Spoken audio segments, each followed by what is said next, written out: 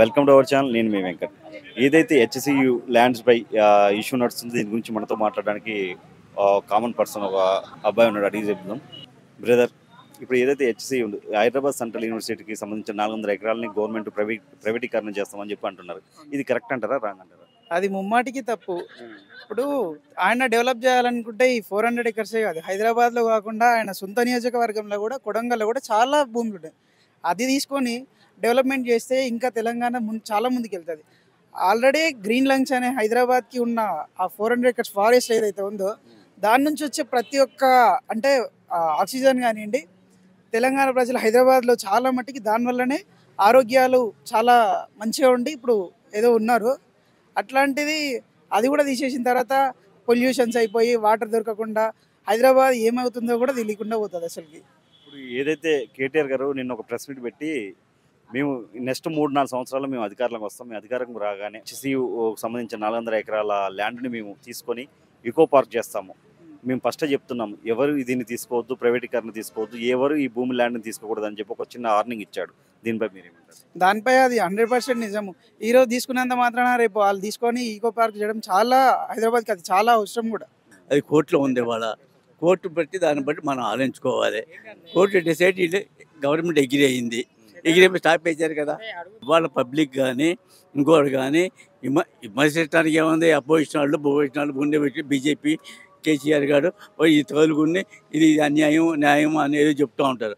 ఇది not a correct. అది మరి కేసీఆర్ ఏం చేశాడు? అప్పుడు ఇవాళ క్వశ్చన్ చేసేవాడు లేడు కదా.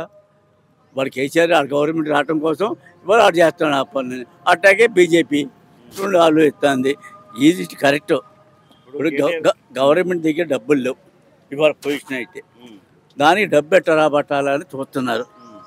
అటువంటి కేసీఆర్ అట్టాగే భూములు అమ్ముకున్నాడు, భూమిని డబ్బు తీసుకొచ్చాడు, ఆడు తీసుకున్నాడు, ఈడు తీసుకున్న తర్వాత సంగతి కదా. ఈడు కూడా అంతే చేశాడు. ఈ 400 ఎకరాలను ఫ్లాట్లు వేసి అమ్ముదామని ప్లాన్ చేశాడు. అసలు కేటీఆర్ గారు కొంచెం వార్నింగ్ ఇచ్చాడు. కేటీఆర్ చెప్పాడు. చెప్పాడు. అది ఎన్నో చెప్పుకుంటారులే. మేము వస్తామన్నా కూడా వచ్చే అవకాశం ఉందంటారా? ఇంపాసిబుల్ ఎట్టాగా అది కూడా చెప్తా. ఎట్టాగాని రేపు ఈడే ఒక్కడే కాదు, కేసీఆర్, కాంగ్రెస్, బీజేపీ, జనసేన, తెలుగుదేశం ఈ 3 కూడా పోటీ చేస్తాయి. ఈ 3 పోటీ చేస్తే ఎవరికి నష్టం? కేసీఆర్ ఓటు బ్యాంక్ పోతుంది. నష్టం ఎవరికి? పోతే బీజేపీ రావాలి, లేకపోతే వీళ్ళు రావాలి, కాంగ్రెస్. ఇంపాసిబుల్ అసలు ఏ లెక్కను చూసుకున్నా సరే. వీళ్ళు 3వ పార్టీ కనుక ఎంటర్ కాకుండా ఉంటే ఒక ఛాన్స్ ఉండేది. ఎప్పుడైతే 3వ పార్టీ ముగ్గురు కలిసి ఎంటర్ అవుతున్నారో నో ఛాన్స్ అనమాట. ఇప్పుడు సుప్రీంకోర్టు స్టే గురించి ఏం చెప్తారు? ఇప్పుడు సుప్రీం ఇది కరెక్ట్, ఆడు చెప్పింది కరెక్ట్. ఆడేం చేశాడు? ఇప్పుడు ఫోటోలు తీసి పంపించారు. ఇది చెప్పారంటే ఇవి తొందరపడకూడదు, ఇది తొందరపడకుండా యాక్షన్ తీసుకోవాలి. దాని వల్ల స్టే ఇచ్చింది. ఆ స్టే తర్వాత తేలుతుంది. ఎప్పుడు సెంట్రల్ యూనివర్సిటీకి సంబంధించిన ల్యాండ్ అంటారా, గవర్నమెంట్ ల్యాండ్ అంటారా? Government land. అది గవర్నమెంట్ ల్యాండ్. కానీ దాంట్లో ఇంకా బాగా విచారం చెందాలి. గవర్నమెంట్ ల్యాండ్ ఇలాంటి తేలాలంటే చాలా ఇంకా ఎంక్వైరీకి వెళ్ళాలి. పూర్తి ఎంక్వైరీ కాదు అది. ఎవరైతే ఇప్పుడు స్టూడెంట్స్ పిల్లలు శాంతియుతంగా ఆందోళన చేస్తుంటే పిల్లల మీద దాడి చేయడం, పోలీసులు లాఠీ చార్జ్ చేయడం, పోలీసులు లాఠీ చార్జ్ చేయడం తప్పే. కానీ పిల్లలు ఎంటర్ అవ్వకూడదు. ఈ విషయంలో పిల్లలు ఎంటర్ అవ్వకూడదు. చాలా తప్పు చేశారు అక్కడ.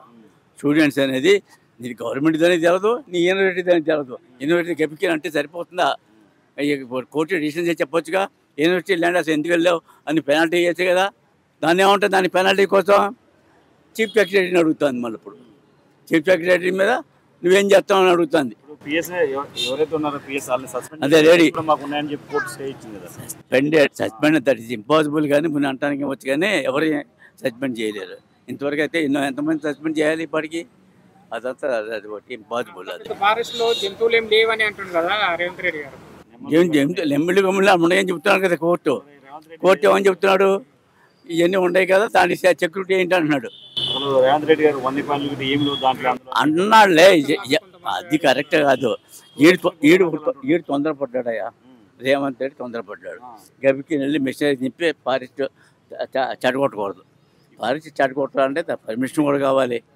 ఆ ల్యాండ్ ఎవరిదైనా తర్వాత నీ ఇంట్లో చెట్టు ఉంటే చెట్టు నరకకూడదు. వాడ నీ ఇంట్లో చెట్టు నీకు హక్కు లేదు.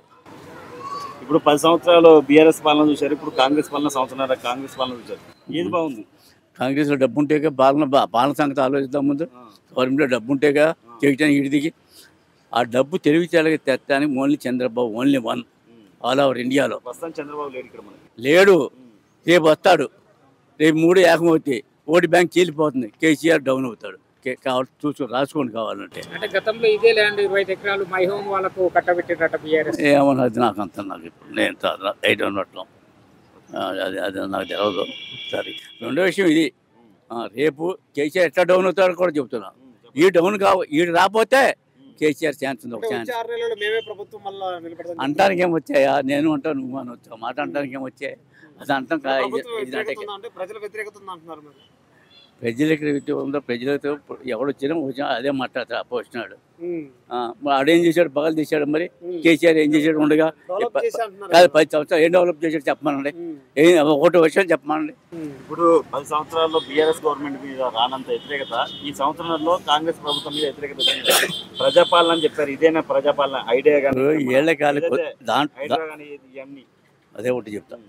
ఏపీకి ఇక్కడ తేడా ఏంటి అంటే, అంత విక్రేత రావడానికి వీడి మీద వీడి దగ్గర డబ్బు లేదు. అసలు ముందు వీడు చేసింది దానికి చేద్దామన్నా డబ్బు లేదు. డబ్బు రాబోట్టు తెలివితేట సెంట్రల్ ఒకటి ఒప్పుకోవటం. వీడు ఎగైనట్టు సెంట్రల్ వీడికి. అదే ఏపీలో సెంట్రల్లో ఆడికి తుమ్ముకు డబ్బు వస్తుంది, పని చేస్తున్నాడు వాడు. అక్కడ డిఫరెన్స్ అది ఉందన్నమాట. ఆ డిఫరెన్స్ జనంలో వ్యతిరేకత వస్తుంది, న్యాచురల్ అది. ఇప్పుడు మన హైదరాబాద్లో చూస్తున్న యూనివర్సిటీ గురించి దాన్ని అడిగినంత నాశనం చేసి ప్రాజెక్టులు కడతాని చెప్తున్నారు రేవంత్ రెడ్డి గారు. సో దాని మీద అభిప్రాయం ఏంటి? మరి అంటే దాని మీద విద్యార్థుల మీద కూడా లాఠీ చార్జీలు కానీ దాంట్లో ఉన్న జింకలు చనిపోతున్నాయి ఉన్నాయి. సో దాని మీద అభిప్రాయం. సీఎం రేవంత్ రెడ్డి గారు ఏమంటున్నారంటే, ఆయనకి జింకలు, పులులు అక్కడ ఏం కనపడలా, చుట్టూ ఉన్న గుంట నక్కలు అలా మాట్లాడిస్తున్నాయని మాట్లాడుతూ చూసాం మనం.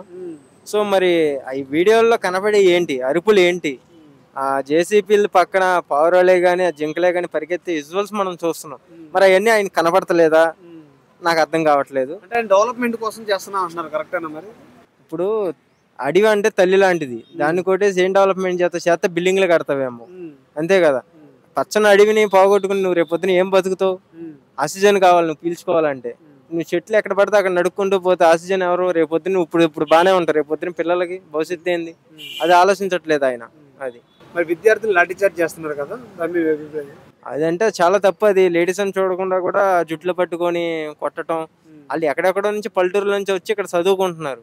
సో వాళ్ళ మీద లాఠీ చార్జ్ చేయడం అన్నది చాలా తప్పు. అది రేవంత్ రెడ్డి గారికి టైం దగ్గర పడింది అనుకుంటా. ప్రకృతితో ఆడుకుంటున్నారు. ఎవరైనా ప్రకృతి జోలికి మాత్రం వెళ్ళకూడదు. అది ఎవరైనా మాట్లాడచ్చు. ప్రకృతి అంటే అందరితో ఒకటే ప్రకృతి. తెలంగాణ లేదు, ఆంధ్ర లేదు, ఎక్కడైనా ఒకటే ప్రకృతి. కాబట్టి ప్రకృతి జోలికి అసలు ఎవరు వెళ్ళకూడదు. నెక్స్ట్ 3 yearsలో మళ్ళీ మేము బీఆర్ఎస్ అధికారంలోకి వస్తాం. వచ్చినాక ఆ ల్యాండ్ని ఏదైతే 400 ఎకరాల ల్యాండ్ ఉందో దాన్ని మేము లాక్కొని ఈకో పార్క్ చేస్తాం, ఎవరు తీసుకోవద్దని చెప్పి ఆ ల్యాండ్ని ఇండైరెక్ట్గా కేటీఆర్ గారు వార్నింగ్ ఇస్తున్నారు. కేటీఆర్ గారు చెప్పింది కరెక్టేనండి. నిజంగా కేసీఆర్ గారు ఉన్నప్పుడు అసలు ఇలాంటి ఎక్కడ మనం ఈ ఏడుపులో వెళ్ళలేదు, ఈ గోళ లేదు అసలు. ఆయన ఇంకా చెట్లు పెంచుకుంటూ వెళ్ళాడు కానీ చెట్లు నరికింది అయితే ఎక్కడ చూడలేదు నేను.